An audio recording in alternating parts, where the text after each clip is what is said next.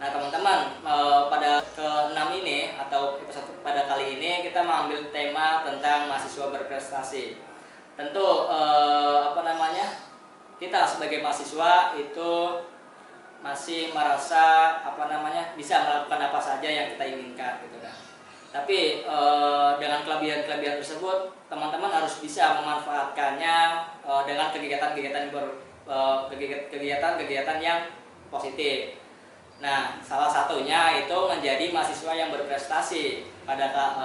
Bagi teman-teman sobat Medanka yang ingin menjadi mahasiswa yang berprestasi, simak video ini sampai akhir ya. Karena kita mendatangkan seorang narasumber yang tentunya sudah mahir dalam untuk menjadi mahasiswa yang berprestasi. Nah, narasumber kita pada kali ini yaitu Kak Yeni Maulida. Kak Yeni ini cukup lumayan banyak lah menoreh juara atau peringkat di setiap lomba yang diikutinya. Mangga Kak Yeni mungkin bisa disapa dulu sobat-sobat Medanka ini. Iya, baik.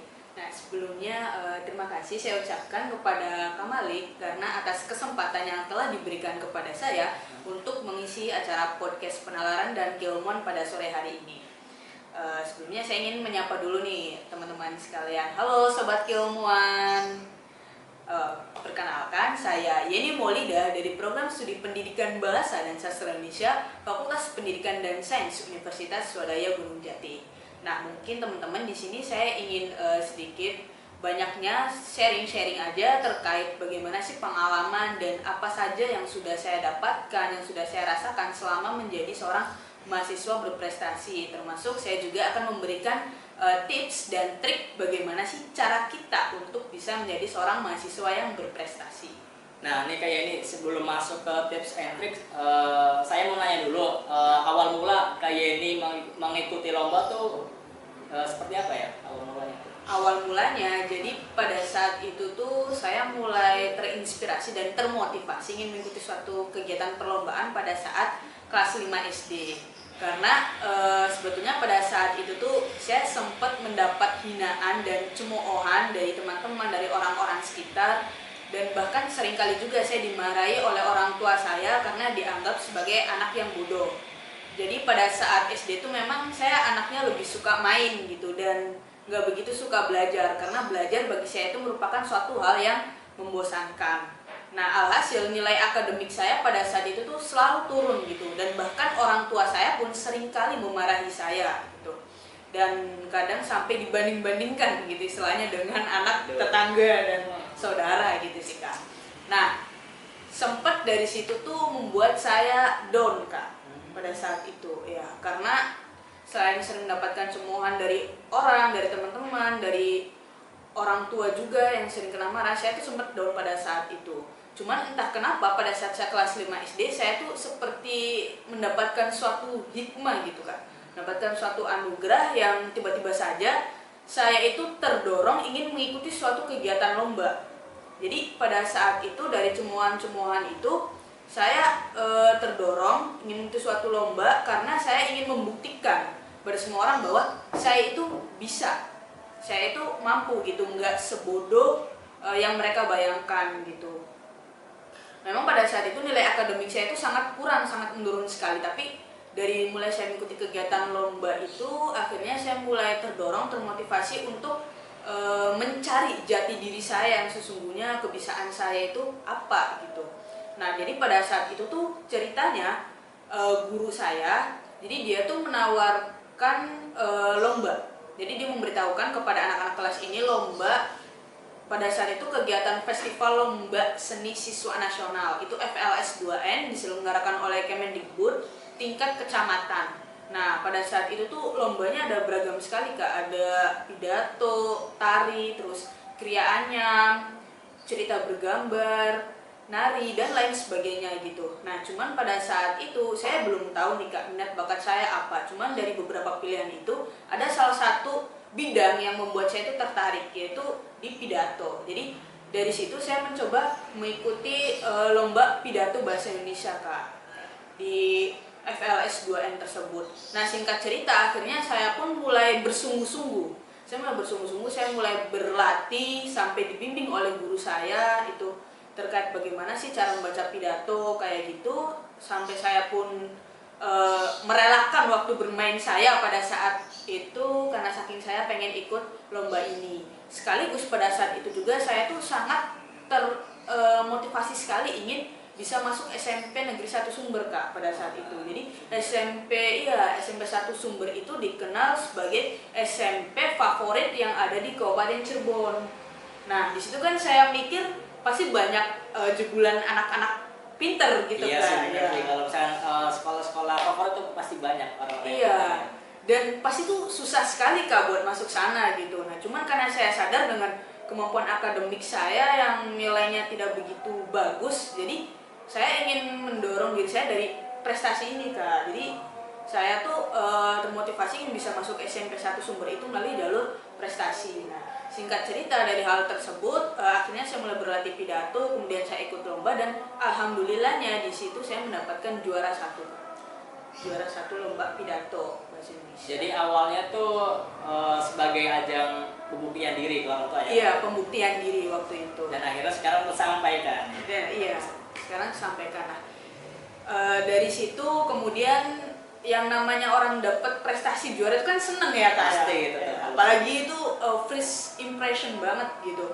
Nah, jadi dari situ akhirnya saya semakin percaya pada diri saya gitu, bahwa apa yang orang pandang terkait diri saya, kebodohan saya itu tuh ya hanya sebagian kecil yang ada dalam diri saya gitu. Karena sebetulnya saya sendiri pun yang mempunyai suatu kelebihan gitu, mempunyai suatu kebisaan yang mungkin pada saat itu belum sempat ditonjolkan saja. Nah, jadi dari situ mulai dapat juara, akhirnya sampai kesini-kesininya pun saya mulai bersemangat tuh Kak, ingin jadi seorang anak yang berprestasi. Bahkan mulai dari sampai SMP pun dan SMA saya mulai ikut berbagai macam kegiatan Kak. Jadi kalau waktu dulu itu aku hanya fokus ke pidato. Nah, kemudian di SMP itu aku mulai ikut lomba-lomba kayak cerpen, terus puisi, prosa, terus membaca puisi, berteater, sampai lomba-lomba OSN sekalipun itu aku sempat ikut Kak. Kayak gitu. Wah, lumayan banyak juga ya kayak ini lomba-lomba yang pernah diikutin gitu kan.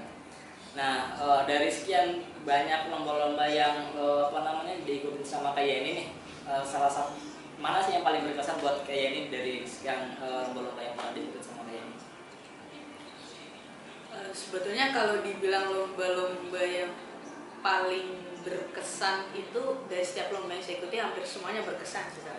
Karena setiap lomba yang diikuti itu pasti kayak ada suatu pembelajaran baru, pengalaman baru yang saya dapatkan gitu. Misalnya aja kayak lomba cipta puisi dan cipta cerpen gitu. Padahal sama-sama lombanya mencipta gitu, dalam arti menulis, tapi keduanya gitu, antara saya mengikuti cipta puisi dengan cipta cerpen itu ada perbedaan gitu dari keduanya. Gimana? Nah, kalau misalnya untuk cipta puisi itu menurut saya karena memang kalau di kepenulisannya Kak, kalau di kepenulisan itu saya pas waktu awal mulai terjun ke kepenulisan itu lebih ke menulis puisinya dulu sebelum cerpen. Nah, jadi menulis puisi bagi saya itu, saya menganggapnya menulis puisi itu merupakan suatu hal yang lebih mudah dibandingkan kepenulisan lain dan gak ribet juga gitu. Karena kalau kita lihat puisi itu kan sedikit ya Kak, cuma terdiri dari beberapa bait kayak gitu. Jadi mungkin kesannya ya lebih efisien ya waktunya gitu jika dibandingkan dengan menulis cerpen yang harus berlembar-lembar karena banyak tiap-tiap paragraf, banyak narasi gitu. Jika dibandingkan dengan kepenulisan esai, artikel dan lain sebagainya gitu. Jadi mungkin kalau untuk kesan di penulisan puisi ini lebih mengefisiensikan waktu gitu. Dan juga lebih simple ibaratnya gitu dalam dalam kita mulai ingin pertama kali menulis kayak gitu. Nah, tapi di samping itu juga ada satu momen yang membuat saya tuh senang gitu Kak mengikuti perlombaan ini. Jadi istilahnya saya tuh nggak hanya sekedar ikut lomba tapi juga bisa jalan-jalan Kak. Ada benefit lain ya dari mengikuti lomba. Iya, benefit lain gitu. Jadi, nah buat teman-teman sobat keilmuan nih, jadi jangan kalian tuh mempunyai pemikiran bahwa aduh ikut lomba terus ini kayak pusing, harus bikin karya, harus bikin ini, kayak harus latihan tiap hari gitu, pokoknya pusing gitu, padahal enggak Kak. Jadi dibikin enjoy aja ya? Dibikin enjoy aja, memang prosesnya itu di awal ya kita harus bersusah-susah dulu ya teman-teman. Ada kan kayak sebuah pepatah yang mengatakan berakit-rakit dahulu, berenang-renang ke tepian, bersusah-susah dahulu, bersenang-senang kemudian. Dan begitu pun sama teman-teman. Jadi ketika teman-teman mengikuti suatu kegiatan lomba, itu teman-teman harus mau mengikuti serangkaian prosesnya gitu. Mulai dari syarat dan ketentuan lombanya yang banyak gitu kan, biasanya harus menyertakan KTM, harus menyertakan identitas diri segala macem gitu kan, ribet gitu. Tapi ya jalani aja, nikmati aja dengan enjoy gitu. Nah kemudian memang di awal ini kita bakalan sulit gitu. Misal kita ikut lomba esai, aduh nulis esai ini kayaknya sulit nih Kak. Kayak kita harus cari referensinya dulu dari jurnal-jurnal, kita harus baca-baca artikel dari website-website ternama gitu. Nah tapi ya memang di situ tantangannya teman-teman. Jadi segala sesuatunya itu ya kita harus bisa menaklukkan tantangan kita ini gitu. Jadi ada tantangannya, ada step by step, ada proses yang harus kita lalui gitu. Nah terkait tadi ya Kak, yang kata saya bahwa ketika kita ikut lomba ini ternyata nggak cuma lomba-lomba doang yang bikin pusing, tapi ada juga jalan-jalannya gitu. Kok bisa?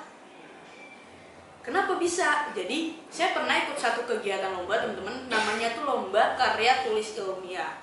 Nah jadi lomba karya tulis ilmiah itu diselenggarakan oleh KPM Universitas Negeri Jakarta, yang mana dalam lomba ini itu jadi step pertamanya itu kita bikin karya tulis ilmiah dulu teman-teman. Kita bikin karya tulis ilmiah, kemudian diseleksi itu dari ratusan pendaftar pada saat itu diseleksi. Nah kemudian yang beberapa karya terbaik yang masuk ke tahap finalis itu nanti akan dilombakan lagi Kak di Jakarta. Nah jadi keseruannya tuh dalam kita mengikuti lomba dan kita berprestasi itu situ Kak. Jadi selain kita bisa ikut lomba, kita juga bisa jalan-jalan. Nah kebetulan pada saat itu tuh momen pertama kali saya ikut lomba di perkuliahan ini, selain sebagai mahasiswa baru, udah bisa langsung jalan-jalan ke Jakarta. Dan tahu nggak sih Kak, saya ke Jakarta itu biayanya dari mana? Dari mana tuh kira-kira kayaknya? Biayanya itu dari kampus Kak. Aduh, jadi tambahan dari kampus juga. Iya dong. Jadi biayanya itu tuh justru bukan dari kita teman-teman, tapi dari kampus. Karena dari kampus sendiri itu kita bakalan memfasilitasi buat mahasiswa yang berprestasi gitu. Jadi pada saat di Jakarta itu benar-benar terjamin Kak pada saat itu. Jadi mulai dari transportasinya, makannya, sama penginapan pun itu saya sudah terfasilitasi semua, dananya itu dari kampus Kak gitu. Nah jadi pada saat itu kan kegiatan 2 hari ya Kak. Nah yang pertama itu di hari pertama itu lombanya. Nah sehabis lombanya itu saya ada kegiatan field trip Kak di dalamnya itu di Universitas Negeri Jakarta ini. Jadi field tripnya itu waktu itu kita jalan-jalan Kak, jalan-jalan ke Taman Mini. Taman Mini itu datanya juga dari kampus apa? Dari kampus juga Kak. Iya. Juga ya, ikut lomba-lomba seperti itu. Iya. Jadi tadi kan apa namanya, kayak ini selain apa namanya mengikuti lomba juga dapat benefitnya gitu kan. Iya. Sebelum mendapatkan benefit juara nih, teman-teman udah mendapatkan apa namanya benefit jalan-jalan gitu kan. Iya. Kayaknya. Nah, menurut Kayani sendiri itu hakikat dari apa namanya mahasiswa berprestasi apa sih? Apakah harus menang lomba atau bagaimana gitu kan? Hakikat sebuah prestasi itu secara KBBI kan suatu hasil atau pencapaian atas usaha yang kita lakukan ya Kak ya. Nah terlepas dari usaha yang kita lakukan ini, baik yang sedang dilakukan atau yang sudah dilakukan gitu. Nah adapun hakikat prestasi menurut saya pribadi, jadi prestasi itu tuh bisa beragam Kak. Jadi kadang di pikiran orang yang namanya prestasi itu kita harus pintar. Kita harus pintar matematika, pintar IPA, pintar segalanya untuk bisa menjadi seorang yang berprestasi. Padahal itu enggak juga Kak. Untuk bisa menjadi seorang yang berprestasi itu kita cukup hanya untuk menguasai satu bidang yang kita sukai dan benar-benar bisa kita tekuni Kak. Kayak gitu. Nah jadi misalnya nih Kak Malik nih contohnya Kak Malik ya hobinya nih misalnya tukang mukul orang gitu. Bisa Iya misalkan. Nah, daripada nih Kak Malik mukul-mukul orang gitu kan Iya. bahaya ya kan. Bahaya, Nanti apalagi mencelakakan orang lain. iya, mencelakakan orang nanti jatuhnya kan tindak kriminalitas gitu nanti.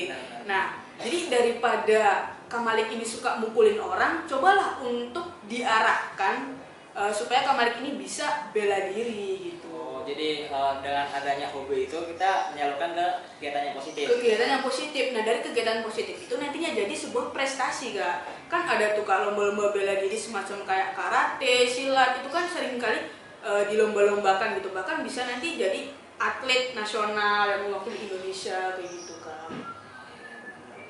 Nah, mungkin dari Kayani sendiri nih ada tips and triknya nggak nih? Jadi untuk menjadi mahasiswa berprestasi untuk teman-teman sobat Medanka. Nah, mungkin untuk tips dan triknya sih nggak muluk-muluk ya teman-teman, dan pastinya ini tuh yang teman-teman semua udah tahu dan sudah dipahami sebelumnya gitu. Karena yang pertama itu untuk bisa mencapai suatu goals atau impian kita, termasuk ingin menjadi seorang mahasiswa yang berprestasi, maka yang pertama itu harus dilandasi dengan niat, Kak. Niatnya dulu berarti Niatnya Kayani ya. dulu, iya. Karena kita mau melakukan sesuatu apapun itu kalau nggak ada niatnya ya nggak akan bisa. Nggak bakal jalan sih. Nggak bakal Iya, jalan, benar-benar. iya. Kadang memang kita punya keinginan tinggi, pengen ini, pengen itu segala macam, tapi kalau nggak ada niatnya, ya semua itu hanyalah kosong gitu. So, nggak bakal jalan sih. Nggak bakalan jalan ya. Jadi pertama itu ya harus dilandasi dari niatnya dulu gitu, karena dari niat ini yang nantinya bakalan ngedorong kita gitu, ngedorong kita menjadi motivator untuk kita untuk nantinya bisa mencapai goals yang kita impikan gitu kan. Nah kemudian yang kedua itu penting sekali namanya kita punya kesadaran. Nah jadi kalau kita udah punya niat, kita ini harus punya kesadaran gitu. Kesadaran tuh maksudnya kayak gimana sih? Jadi kesadaran itu adalah kita ini harus sadar gitu bahwa posisi kita sekarang, misalnya kita nggak bisa apa-apa, kita belum punya potensi, nggak tahu minat bakat kita dari mana, kita ini harus sadar bahwa kita harus mau berubah, harus mau bergerak dari zona nyaman tersebut gitu. Nah karena terkadang ada orang yang dia ini sudah punya keinginan, sudah punya niat, saya ingin jadi mahasiswa berprestasi, tapi dianya sendiri tidak sadar, tidak ingin melakukan suatu pergerakan, maka yang niat dia itu ya akan terhenti di situ saja, Kak. Ibaratkan tahu kosong nyari bunyinya. Iya, betul sekali, ibaratnya seperti itu kalau kata pepatahnya ya teman-teman. Nah jadi penting sekali kita memiliki kesadaran terhadap diri kita itu supaya apa? Supaya bisa menjadi penggerak dari niat kita itu, Kak, di awal gitu.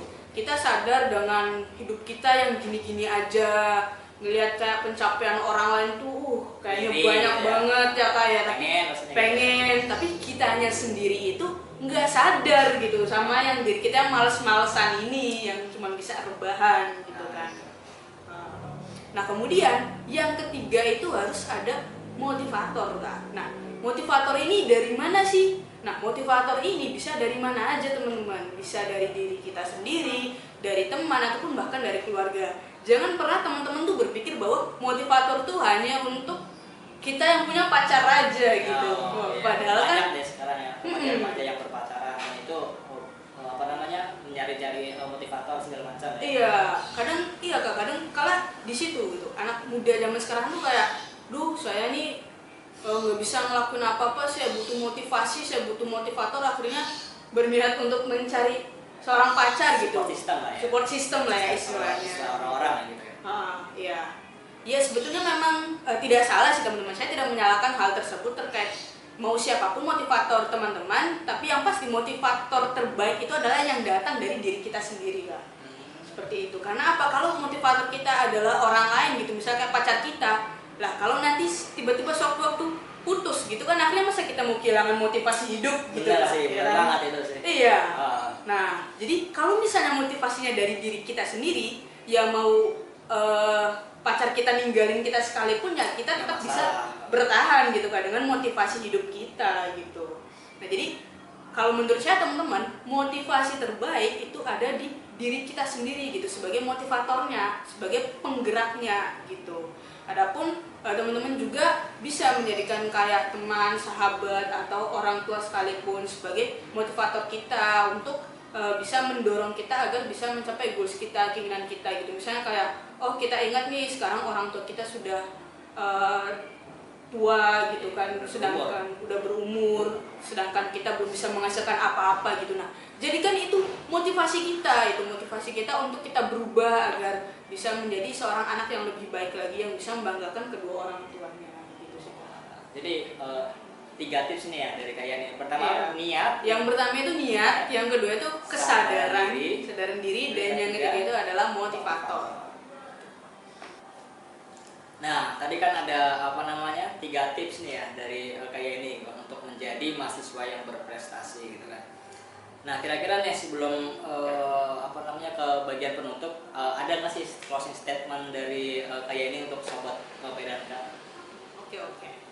Nah, mungkin sedikit kayak ngasih saran atau masukan juga ya buat teman-teman yang mungkin masih bingung nih, saya tuh minat bakatnya apa ya, terus gimana supaya saya bisa mendapatkan suatu prestasi gitu. Nah, mungkin yang pertama itu buat teman-teman yang belum tahu minat bakatnya ada di mana, yang paling pertama yang mesti kita lakukan yaitu berani untuk mencoba. Jadi teman-teman tuh kan sekarang banyak nih teman-teman kegiatan-kegiatan, baik itu di kampus ataupun di luar kampus, seperti kegiatan UKM, kemudian Ormawa kayak gitu. Nah, teman-teman cobain aja semuanya yang menarik minat hati teman-teman gitu. Nah, dari beberapa bidang yang teman-teman coba itu pasti ada 1-2 yang bakalan nyantol di hati teman-teman gitu. Nah, kalau udah nyantol di hati nih, saya sarankan untuk teman-teman itu mulai fokus menjalaninya gitu. Misalnya seperti Kak Malik sendiri nih. Nah, mungkin kan dari beberapa kegiatan di kampus ini Kak Malik tertarik di penalaran dan keilmuan ya. Betul sekali itu. Nah, kira-kira kalau dari Kak Malik sendiri apa sih yang membuat Kakak nih lebih tertarik gitu pada penalaran dan keilmuan? Dulu tuh awal mula masuk UKM penalaran keilmuan tuh saya sendiri nih kayak ini itu mengincar pelatihan kepenulisannya. Misalkan bagaimana sih kita menulis esai, terus bagaimana kita menulis karya, pokoknya mengatur manajemen waktunya gitu kan. Terus juga mengisi waktu-waktu kosong aja sih buat kita terhindar dari kegiatan-kegiatan yang negatif gitu kan. Kalau dulu saya gitu. Gitu. Berarti Kalau dari Kayani sendiri sekarang mengikuti kegiatan apa di luar kampus atau organisasi apa gitu? Nah, kalau aku di kampus ini ikut Himpunan Mahasiswa Program Studi Pendidikan Bahasa dan Sastra Indonesia, Kak. Itu organisasinya. Nah, kalau di luar organisasinya pasti sekarang ini mungkin kesibukan saya juga, termasuk saya ini sering ikut berbagai macam lomba gitu, Kak. Termasuk yang udah saya sebutin tadi, lomba-lomba kepenulisan, baik kepenulisan seperti puisi, cerpen, prosa, esai, KTI, artikel dan lain sebagainya. Itu yang menarik minat hati saya, ya saya mencoba mengikuti gitu kan. Itu kalau di luar organisasi. Kemudian pada saat itu juga kebetulan di 1 bulan kemarin itu saya sempat menjabat sebagai Duta Inisiatif Indonesia, Kak. Wow. Perwakilan Jawa Barat. Ya. Keren. Jadi lumayan banyak juga ya sepak terjalnya kayak ini gitu untuk menjadi mahasiswa yang berprestasi. Nah itu dia nih teman-teman, tips and trick ala Kayeni Maulidah gitu kan. Bagi teman-teman yang ingin mulai berkarya atau ingin memulai karirnya untuk menjadi mahasiswa yang berprestasi, mungkin yang sekarang masih bingung nih gimana caranya, bisa nih mengikuti tips and triknya dari Kayeni. Nah, buat teman-teman sobat PDANK yang ingin mengetahui informasi-informasi bermanfaat lainnya, mungkin bisa mengunjungi channel YouTube-nya UKM Penalaran dan Keilmuan. Cukup sekian episode pada kali ini. Terima kasih buat teman-teman yang sudah menonton podcast pada episode pada kali ini. See you.